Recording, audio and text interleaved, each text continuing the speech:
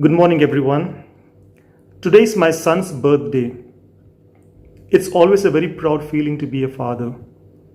To those of us who are parents, especially to those who have more than one kid, you know that mostly the kids are tending to be so different from each other and they usually fight among each other a lot. But we as parents know that they're so different from each other, yet we ignore the differences and love them equally. Though we love our kids, there is always going to be a limitation on how unselfish and lasting our love can be. The only person who can love our kids more than we could ever love is God Himself. When we are aware that God loves our kids more than us, how open have we been in helping our kids get to learn and understand their Heavenly Father, to get to know Him better, and that one day they're going to spend their entire eternity with Him. When the disciples asked Jesus, "Lord, teach us how to pray," He teaches them to pray by saying the words, "Our Father."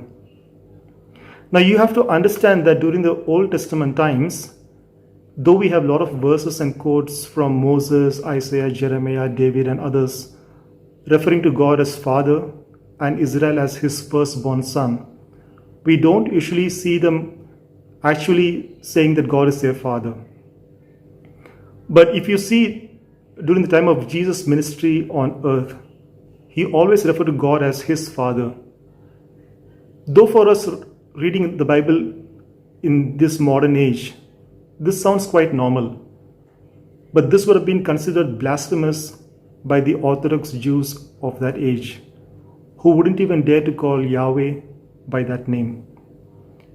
So they wanted to kill Jesus because by calling God as His Father, He was actually equating Himself to God.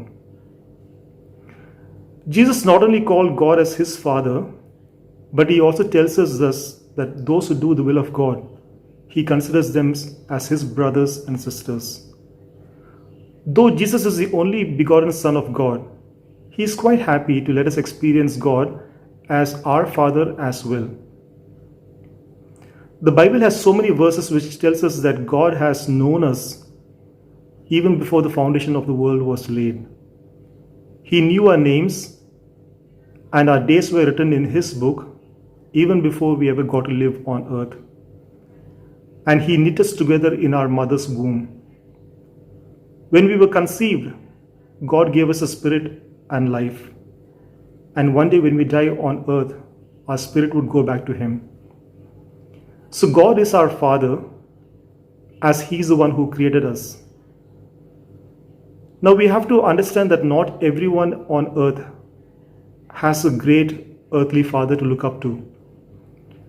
Some have lost their fathers early in their life, or they would have even had a very abusive or an absentee father who never gave them the love and the care that they yearned for.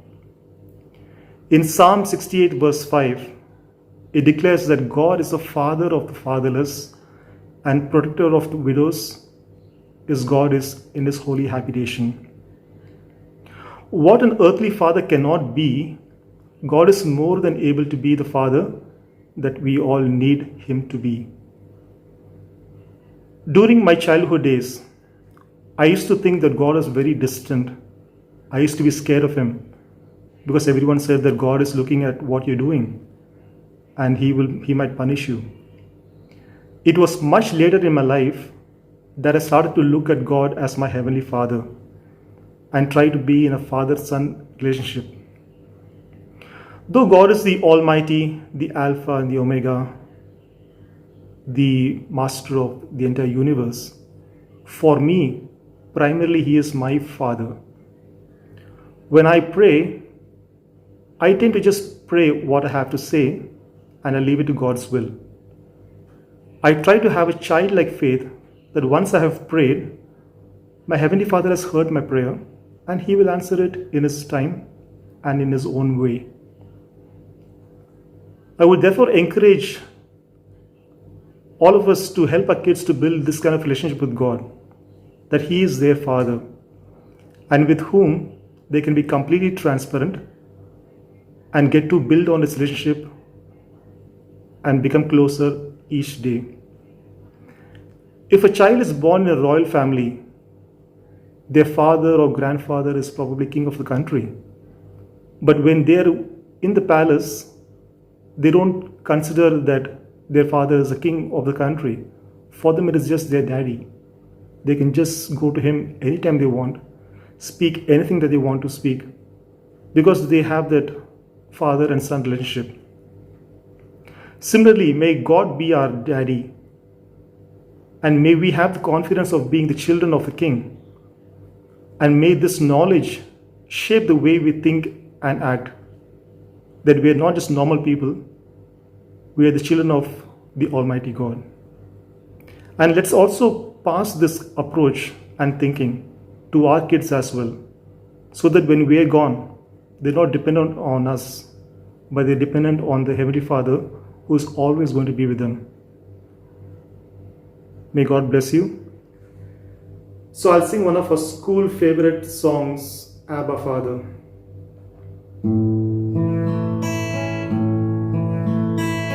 Abba Father, let me be yours and yours alone.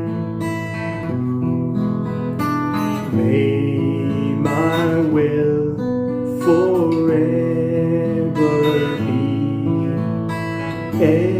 evermore your own. Never let my heart grow cold. Never let me go. Abba Father, let me be yours and yours alone.